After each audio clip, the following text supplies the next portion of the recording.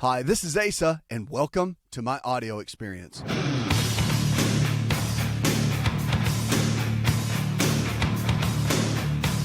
It's a new prescription for a new you, America. Let's kick it off and go with Sandra. Hi, Sandra. Welcome to the show. Hi, thank you for taking my call. Sure, darling. About a month ago, my mom had a lesion show up on her lower abdomen. It was slightly whitish in color, very, very itchy. After dealing with that for about a month, she went to the doctor. They did a biopsy, and the biopsy results came back a lichen simplex cronius or a lichen sclerosis type lesion. Sure. They gave her an ointment to use, which is a topical steroidal treatment. But anything with steroids, she's severely allergic to, and it caused severe burning, etc. So the doctor has now referred her to a dermatologist. So what we were wondering is there anything that could be naturally treated for this so she doesn't have to go to the medication route? There is. I mean, the medication they would use wouldn't be too rigorous on her, but there are natural things she could try if she wanted to. Wormwood is really good, and black walnut. Now, black walnut can be taken typically on an everyday basis, but wormwood is something you've got to kind of cycle on and off. I mean, what I mean by that is you would take it maybe 14 days on, 7 days off in a rotation like that. And most health food stores have that. But, you know, those are two options that are available. They're really good antifungal. They're really good for kind of an anti-parasitic type natural supplement to take. So those are a couple of things you could consider and that she could think about. But again, probiotics are good too. There's a lot she's got to do to clear the gut out. The gut is going to be really important to keep the flora and all that kind of jazz and the digestive tract healthy while she's looking to clear that up. But yeah, that is something that she would want to, if she wanted to go natural, you would give it maybe 3 weeks or so. And if she doesn't see any improvement, again, wanting to go the natural route, then she's going to want to go to the medication. Okay, well, when the biopsy results came back, it didn't show any fungus. Oh, it didn't show anything? It didn't show any fungus, but it came back a lichen lesion. Right. Lesion. Right. So but I'm a little bit confused with that. Okay, well, the thing is, with lichen, you have to treat it in the same way. Now, when I say treat it, I don't mean like treat the disease. What I'm saying is, if you go to a health food store, then the folks that work there, they'll be able to talk to you all about the details of how they work in general. But I mean, those are some good options. And if it was me, that's the route I would go. I mean, that's what I've seen many, many times. But has she done anything yet, or she's just kind of holding tight and waiting? Well, as the itching is what's really bothering her regarding, this lesion that has shown up. But she has tried Silvadene cream, just that had treated a burn before, and it seems to have really helped, but there's still some itching left. And we didn't know what causes this. Well, the itching and all that is caused by what's going on in her digestive tract. That's bottom line. Has she changed her diet at all during this? She really hasn't changed her diet, not at all. Okay. One thing that can help when somebody's trying to clear this out of the body is to come off of all the wheat. So maybe if she decreased that out of her diet, that can be very helpful. Also, cow's milk dairy, which the casein protein in cow's milk, whether it's yogurt, cheese, or the live milk itself, can be a big player as far as increasing the skin and inflammation on the skin. So cutting out those food groups may be very helpful as well. And then you can look at the supplements and combine those together, and that might be helpful. But I would, as far as your physician goes and what they're telling her, if she wants to go that route and she doesn't get good results with the things we just talked about, then of course the medication is going to help quite a bit. The medication should help quite a bit just to be as far as getting her kind of where she needs to be. And the itching, I mean, they may even do things like, or suggest something like cortisone, which again, that's just going to cut down inflammation and cut down on the itching and be more of a Band-Aid to help her. But those natural things can be very helpful for the long run. Sometimes it works though, sometimes it doesn't. Everyone's different when you're looking at those, Sandra. So I hope that helps. Keep me posted. You can always send me an email, 888-283-7272. That's 888-283-7272. The FDA is warning now there's a possible infant seizure risk from a flu vaccine. Now, news alert from the U.S. Food and Drug Administration suggests that some infants may be at risk of febrile seizures following administration of the Pasteur's Fluzone vaccine, which has been recommended for children aged 6 to 23 months. And both the FDA and Centers for Disease Control in Atlanta are investigating whether or not recent reported febrile seizures in young children following the flu vaccination are related to the vaccine itself or had some other cause. Now, a febrile seizure is a seizure related to a fever or exceedingly high body temperature and can result from many common childhood illnesses, including flu, cold, ear infections, and sometimes following administration of vaccines. The seizures typically last only a moment or two and are not dangerous, but they can be alarming to parents and caregivers. The Vaccine Adverse Event Reporting System had noted 42 cases of febrile seizure following the Fluzone vaccination. The FDA has not seen an increase in the reports people older than 2 years of age. FDA spokeswoman Shelley Burgess told AOL Health, now approximately 1 in 25 young children will have at least one febrile seizure, usually between 6 months and 5 years of age. Burgess adds that the peak age for the seizures are between 18 and 24 months and re-emphasize that the seizures are not serious and generally only last a minute or two. She said there's not yet clear link between the Fluzone vaccine and the seizures, but that FDA and the CDC are still investigating. So a lot going on with seizures and a lot going on with kids today and the vaccines. It's a big controversy of whether or not to vaccinate your kids. And I always say, because people ask me this all the time and they want to know my opinion. My opinion is that, first of all, it's between the parent and the child and the physician. And you just need to do your research and make your own decision. Now, are vaccines good or are they bad? Well, there's a case for both. And in some cases, the vaccines are very, very good. And obviously, that's why we have them, because they can be very protective to the body. But in the past, we've known there have been some chemicals in there like mercury and things that people have been concerned about. So you just have to do your own research. They're not meant to harm you, but you have to make a decision whether you want that for your child or not. So do the research, do the studying. Don't just take my thoughts or a physician's thought, like your pediatrician, just because they say you should do it. Do your own research so you can make your own.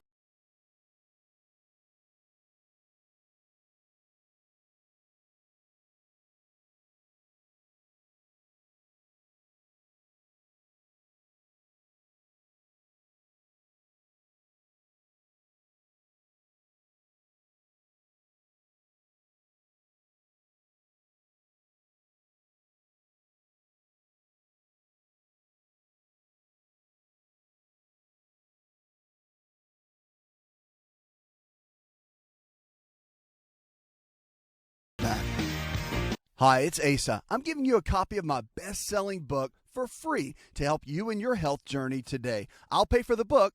All you do is just cover the small shipping and handling costs. Go to asarx.com and get your free book today.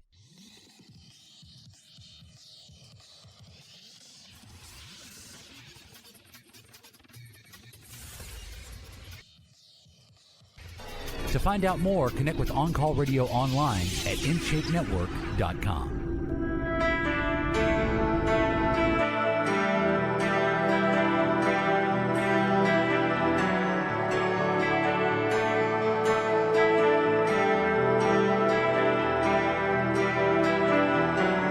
Lines are open, 888-283-7272. This is the best in healthy talk radio. You want to send me an email, I'd be glad to make it part of the show.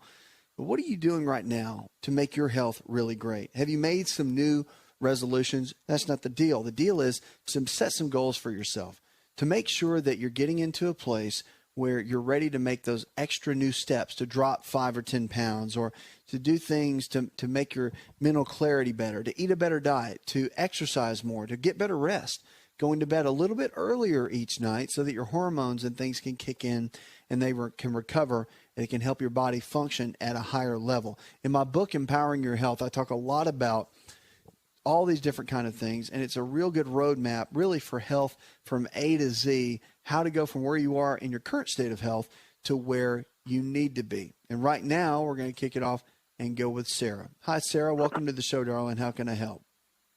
Yes, I would just like some advice on how I could lose some weight. How much weight do you want to lose, Sarah? At least 50 pounds. All right, 50 pounds. That's doable. So I take it that you come to a place where you're sick and tired of being sick and tired, and you're ready to make a change. Is that right? Right. Okay. My Let's talk. job requires, I don't do the walking like I did when I worked in nursing. Okay. So I put some pounds on. All right, that's okay. But know this, know that to lose 50 pounds, there has to be a major lifestyle overhaul with you. And that's really important. So as long as you know that up front, then you should be good to go. And that's where we're going to start. Okay. So first things first, and we're going to go through the daily prescriptions that I always talk about. So prescription number 1 is always to make sure that you decide that you want to get well and you want to follow the anti-inflammatory diet. That's the one in my book, Empowering Your Health, because that's going to cut down on inflammation. It's going to lay the foundation for what you do to get your body to drop the weight, to lower inflammation, and to put the right kind of nutrients in the body. Those lean quality proteins like chicken, fish, beef, or eggs, low glycemic carbohydrates in the form of fruits and vegetables, and the good healthy fats, omega-3s, 6s, and 9s like almonds, walnuts, cashews, avocados, all that kind of stuff. It's very good. So that's step 1. Now,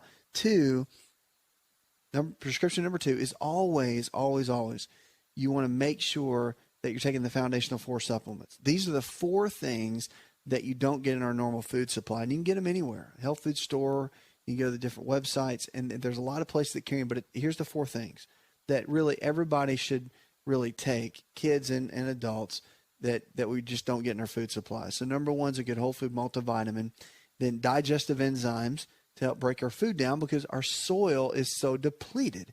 And because our soil is so depleted, it doesn't matter how organic the food is, we're still lacking the enzymes that we really need to break our foods down. And that's why digestive enzymes are very good to an already good diet that you should be following. And then number 3, cod liver oil or a good fish oil. It has vitamin A, vitamin D, and omega-3 fatty acids, which we all need. And then probiotics. Probiotics put the good bacteria back in our digestive tract. And we've taken antibiotics for so long, it's kind of wiped out all the bacteria. And the good bacteria needs to be in there for our body to function at a very high level. And so the probiotics, they do that very thing. They put the good bacteria back in so your immune system can be stronger, so that your elimination of toxins, bowel movements, and all that can be much better. And it sets you up just to win, which that's what this whole thing is all about.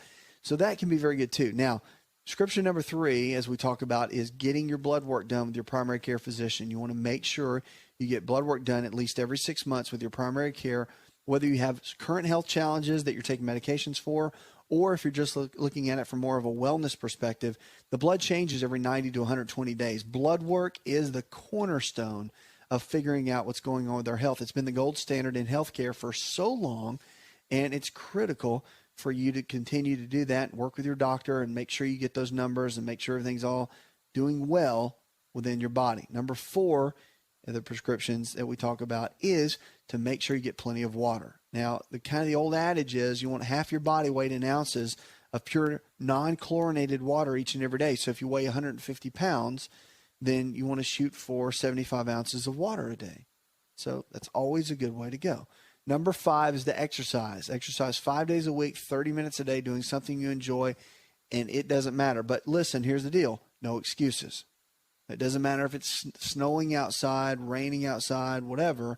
You got to make it happen. If you can't get to a gym and you don't have a treadmill at home or a bicycle at home, then you have some videos, have some backup, have some things that you know you can get a 30-minute workout in that day and get the body moving so you can stay on target and stay on track, keep your body where it needs to be.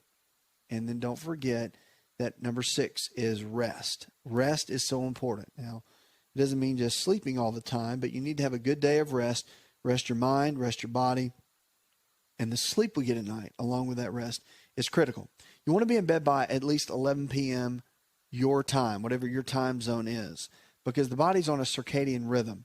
And every minute of sleep we get before midnight is worth about 4 minutes after midnight. And that is critical for all of our hormones to function properly, for our body to recover, to regenerate, to be ready for the next day. So our cortisol levels, DHEA levels, our adrenal glands are working better. I could just go on and on and on about how powerful sleep is. But it is, and it's something that we need to focus on a regular basis. So that's daily prescription number 6.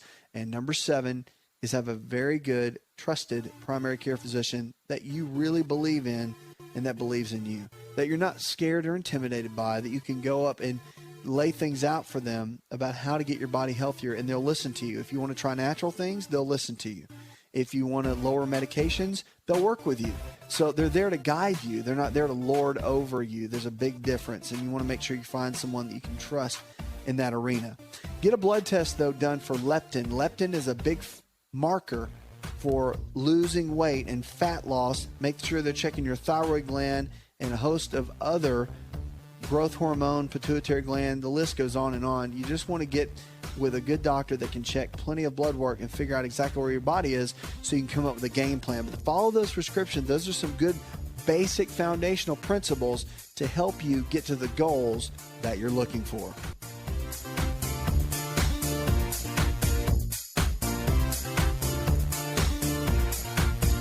Did you know that you can listen to the Asa Rx audio experience on Spotify and Pandora? For all the ways to watch and listen, check out our show page at asarx.com/experience.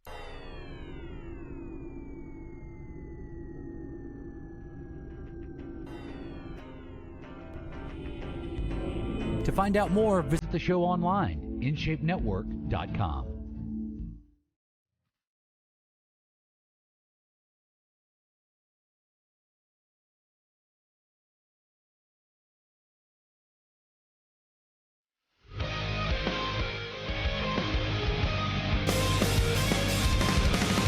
Triple 828-372-72. Great information for your health and for your life there. You can sign up for our Facebook and Twitter. You can also join there. Links to get you over in the social media world. All kinds of specials, too.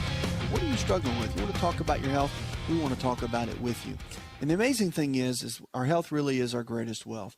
And when you talk to people, there's everything going on within their lives. And it's amazing with the stress and with family and with work responsibilities. But we tend to let our health kind of fall to the bottom of the pile. And we end up not taking care of it for a period of time until maybe you get into your late 40s or something, and something begins to break down. And then, of course, you're having symptoms. And then, of course, you go to your doctor. And then the big red flag goes up and you're like, oh, my goodness, now I've got diabetes. Now I've got high blood pressure. Now I have high cholesterol. And you're like, well, how did this happen? What do I do? And there's a lot of things you can do. And on this show, that's what we want to do. We want to empower you to make good decisions, empower you with information, and empower you and equip you so that you can live the life and the freedom that you deserve, because you do deserve to live in great health. And if you can make good decisions so that your body can regenerate every single day, new cells can form, old cells can go away, the bad cells can die off, and the new cells form, then you can get a brand new body in so many ways and start functioning at a high level. And just know this, there's always hope to get your health back, and there's always hope to maintain and attain the extraordinary health that we always talk about here on the show. Right now, we're going to go to Rex. Hi, Rex. Welcome to the show. Good evening. With your last caller there, I've already received a lot of information about the question I was about to ask you. Anyway, long story short. Yeah, go ahead. I'm a 62-year-old white male that retired from the military in 1994. And when I retired from the military, I weighed 225 pounds. Okay. And since that time, I've picked up about 50 pounds. And I've been seeing the same primary care provider for about the last 17 years. And he wasn't pushing me on my weight, but I finally had a serious discussion with him. And basically, he told me, he said, well, you've been gaining 3 pounds a year since your military retirement. And he said, if you keep that up, it's not good. So, and I walk about 4.5 miles, about 5 days a week, and I do the body blade. I don't know if you know anything about the body blade, but it's a great tool to flex and stress muscles. And that's right. But the second week I went back, they did a ketosis exam of my urine, and they said that my ketosis state was too high, that I needed to drink more fluid. And then they upped my calorie count to 1150 with 25 carbohydrates. The 25 carbohydrates killed me. I wasn't feeling good. I wasn't having regular bowel movements. Yeah, that'll happen. So when I went back this time, they upped my carbohydrates to 40, and they upped my calories to 1,200. I feel so much better, but what they told me was not to expect to lose, and they wanted me to lose about 4 pounds a week. They said, you're probably not going to lose 4 pounds a week, but you should lose at least 2 pounds a week. And I don't think I'm going to have a problem doing that, but my question is, how much more can my body tolerate? That's my concern. Tolerate as far as the amount of calories you can eat, or tolerate as far as weight loss? Keep this program up. I mean, 1,200 calories a day at 40 carbs, that's a pretty aggressive program. And I don't know, medically speaking, how long should I keep that up? I mean, it's not going to be a, forever and ever type thing. The body won't sustain it, I don't think. And I know that my eating habits have to change for the rest of my life. I accept that. But, I feel so much better now on a 1,200 calorie and 40 carbohydrates. And sometimes, I may hit 50 carbohydrates a day. But I can stay under the 1,200 easily. And I just wanted to know what you're, medically speaking, is that wise thing to do? I think that you've got good medical. But you know what I'm saying? At some point, I gotta quit focusing on losing the weight. From a medical, let me stop you right there. From a medical perspective, it sounds like you've got a good team, so they've got you covered on that end. If you're asking my thoughts, I think that as far as 40 carbohydrates, I think counting the carbohydrates, you don't want to get too much hung up on that. It's because what's going to happen is you don't want your life to be run by that. But portion sizes and that sort of thing, I think for the longer term is going to be good. You've already dropped 21 pounds. That's great. I mean, what is your goal? How much more weight do you want to drop? Yeah. My question is, do you think 40 carbohydrates is unrealistic? I think for the short term it would be okay, but I think for the long term it's too low, because your brain functions on glucose, and the reason you don't feel good and your body has a process called gluconeogenesis, where it will, when you go into ketosis, it will use other things like proteins, and it will turn the proteins into glucose for your brain to be able to function. So your body has its own self-preservation mechanism in there to make that happen. But as far as 40 carbohydrates for the long term, I think that's too low. And that's my thought. Again, you got to go with what the team you've kind of hired, so to speak, that's helping you through that. But that's why when I wrote my book, Empowering Your Health, that's why I put in there the anti-inflammatory diet. I believe in, and from what we've seen, the research I've done, that when everything's equal amounts of lean proteins and low glycemic carbs and the healthy fats, when you're eating those in a combination ratio, meaning that you're not eating a ton of protein and just a little bit of carbohydrate, everything's in balance. When you do that, the weight loss, usually on average, if somebody really needs to lose weight, usually the weight loss is usually around usually about 28 pounds to 30 pounds in a 90-day, about a 60-day period. And of course, results vary. That is true. But at the same time, the body's pretty amazing in how it responds, but it always wants to be in balance. So granted, you didn't gain a bunch of weight because you weren't eating. You gained a bunch of weight because you were eating. And so your habits need to change, just like you talked about. But it's how they change. So I guess what I'm saying, long story short, when you cut down your calories, that's one thing. But then when you cut down your carbohydrates, that's another. And so for the short term, that sounds like it would be a great plan. But you might want to find something that looks a little bit more in balance for the long term. And I think because of that right there, you'll burn out on that big time.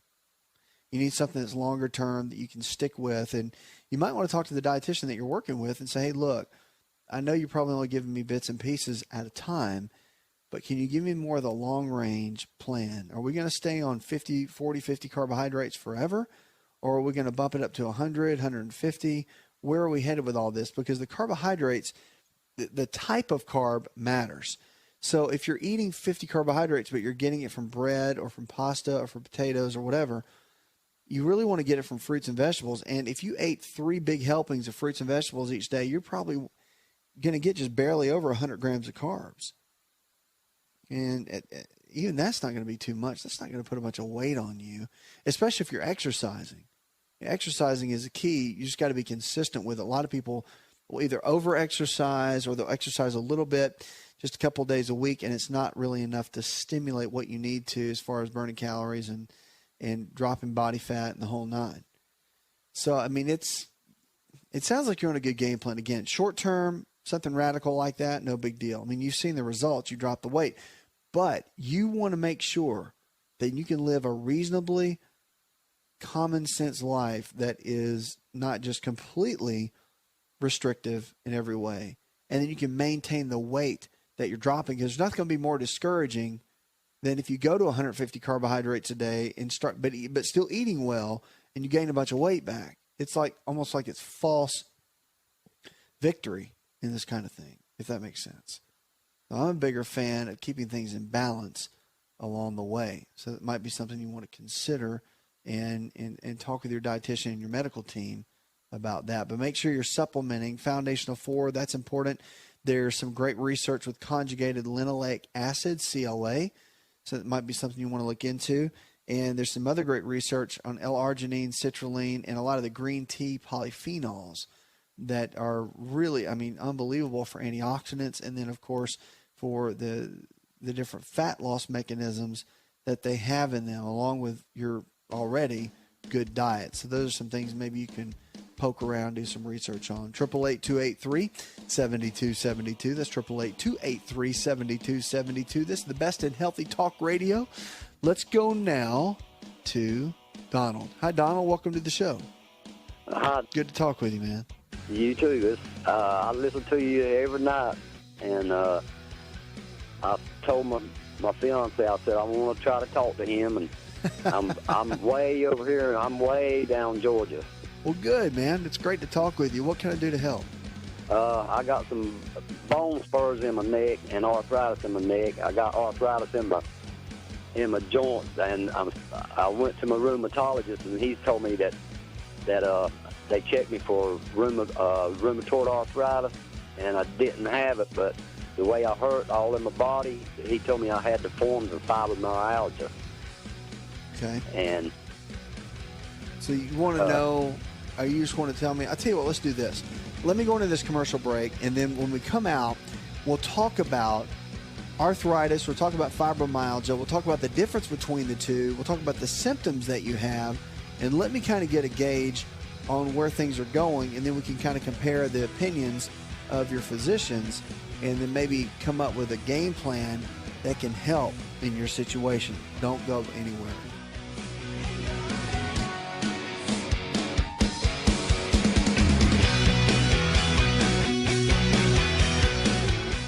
Hi, it's Asa. I'm giving you a copy of my best-selling book for free to help you in your health journey today. I'll pay for the book.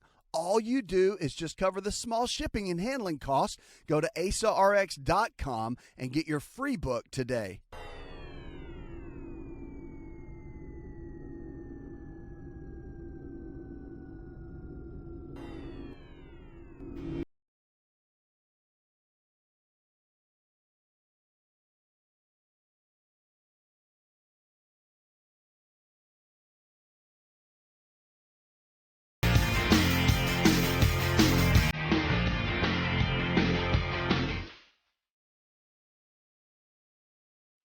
Lines are open, 888-283-7272. That's 888-283-7272. This is the show where your health really is your greatest wealth. You can also check us out. Going to the break, talking with Donald. Donald's been dealing with several things, arthritis, and some of the doctors have said it might be fibromyalgia. So, Donald, let's talk about that for a minute. Now, I know you've had some pain in the neck area, the cervical area. Why don't you give me kind of an overview, and also tell me with your symptoms when you went into your doctor or doctors, both, any of the multiple opinions, kind of what they've told you and the direction that they've taken you, and what kind of medications or or things they've suggested for you?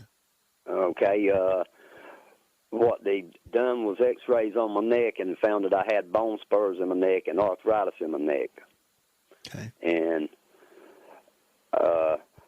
I went to a rheumatologist because she done some blood work, and she said it looked like, just my family doctor, she said it looked like I had some problems with, might be rheumatoid arthritis, so she sent me to a rheumatologist, and he done X-rays on my hands, and he said, well, you ain't got, and done blood work, and said that I didn't have rheumatoid arthritis, but the way my muscles hurt and everything, he said I had the forms of fibromyalgia. Mm. And more or less, I really want to know about the bone spurs in my neck. You want to know what they are or how to get rid of them? How can I get rid of them? Or are they going to tell you? Did they tell you they want to do surgery? What did they tell you that they want to do? No, sir, they didn't. My doctor didn't say nothing so far. I got to go back to third. Okay. And see what she said about it. But I was just wondering if there's something you can take to get rid of them, or. Well, bone spurs occur for several reasons. There can be genetic factors. There can be lifestyle factors, meaning for whatever reason, your bones in the neck area, whether your head, which weighs about 8 pounds, leans forward a lot, it can create what's called a reverse cervical curve, which instead of having the nice curve that a neck is supposed to have in it to equally distribute the weight, it can have what's called a reverse curve or a military neck. And then, of course, the pressure of the 8-pound head kind of presses down every time you take a step. It can start compressing the disc, degenerating the disc in between the bones, and can start causing some of the spurs to form. The other theory about bone spurs is that we have a lot of calcium in our body. And the thing is, we may have a lot of calcium, and there's a lot of calcium buildup. But the problem becomes that if you get the calcium buildup over a period of time, well, if you don't have enough vitamin D, which vitamin D is kind of the one that absorbs everything. And if you don't have enough vitamin D, it won't absorb the calcium so your body can utilize it for all kinds of things, whether it's stronger bones or for hormones or whatever that vitamin D is being used for at that time. And so with low vitamin D levels, which has almost become a crisis with a lot of people in America today, then your body doesn't utilize it, and it can form spurs, and it can form the little rough spots on the bones. And so that can be another key to what might be going on in that as well. And it can cause a lot of pain. I mean, it can be very painful. But as far as the dietary things, as far as general arthritis, fibromyalgia, which is more inflammation of the tissues, the connective tissue, ligaments, tendons, and even just the skin itself can be painful with fibromyalgia. That really can be helped quite a bit by getting on an anti-inflammatory diet, a diet that's really low in the foods that would create inflammation and really high on the foods that would decrease inflammation in the body. Lean quality proteins, chicken, fish, beef, eggs, low glycemic carbohydrates in the form of fruits and vegetables, and then the good healthy fats, omega-3s, 6s and 9s, almonds, walnuts, cashews, all that kind of stuff. So, I mean, there's a lot that you can do to lower inflammation in the body and cut down on a lot of arthritic symptoms, fibromyalgia, all that kind of stuff. So there's several things that you can do to handle that. And I mean, at the end of the day, if you're working with your physicians, they're giving you their opinions, then you want to do your due diligence, and you can start working hard, like go in there and tell them that you'd like to have blood work done on your calcium levels and also looking at vitamin D. And they'll do the blood test for you. They won't have a hard time with that. And then you can see what those numbers are, see if you need vitamin D or calcium, or decrease some of those or increase, whatever you need to do. But it's about working together with them and then coming up with your own game plan for nutrition, because most physicians are not going to work with you on your diet, nutrition, and all that. They're just not. Some may have dietitians, some may have nutritionists that work with them, but at the end of the day, most of them won't. And they're going to kind of guide you as far as medications and whatnot. They're going to tell you need to eat a good diet, but they're not going to tell you what exactly that means. And so you're going to have to kind of come up with a game plan. I want to encourage you. There's a lot you can do. You can hire a nutritionist. You can, if you want, you can use my book, Empowering Your Health. It's at all the bookstores. You can use that as a reference just for some ideas and things that you might want to run by some of those folks. But changing the way you eat is so critical. Change the way you eat, you'll change the way you live. It's a real key. Now, there's supplements, too, that can help with joint pain. Manganese is really good, and the whole glucosamine thing. It's had some good points and some good research around it, and it's had some really tough spots as far as research goes. And I'm kind of mixed on it. I've seen people that do well on it, and seen people that really didn't do so well. So you kind of want to fill that out on your own. If you're allergic to sulfur at all, it is a sulfate-based supplement. And it might be something you want to be careful with. Sometimes people have reactions with those. But I would definitely go get another opinion. I would go get a DO or a DC that's a doctor of osteopathic medicine, which is a DO, or a doctor of chiropractic medicine that's a DC. Might be good to consult with, because if it is in the neck and it's not bad enough to have surgery, there's a lot they can do to increase motion in the joints that might be helpful for your situation. Hope that helps. Puts another hour in the charts. I'd like to thank our producer, Leslie Pardue, and the rest of the team. I'm your health and lifestyle coach. Go tell one person something you learned on this show, and together we can change the health of our friends, our families, and our communities. You're listening to the best in healthy talk radio, where we're diagnosing hope one person at a time. Listen to the Asa Rx audio experience on Spotify and Pandora. For all the ways to watch and listen, check out our show page at asarx.com/experience. Hi, it's Asa. I'm giving you a copy of my best-selling book for free to help you in your health journey today. I'll pay for the book. All you do is just cover the small shipping and handling costs. Go to asarx.com and get your free book today. This episode is over, but check episode notes for links to products and services you've heard about on this episode. Thanks for listening and subscribing. Please share the Asa Rx audio experience with others and stay in touch by giving us your comment or review.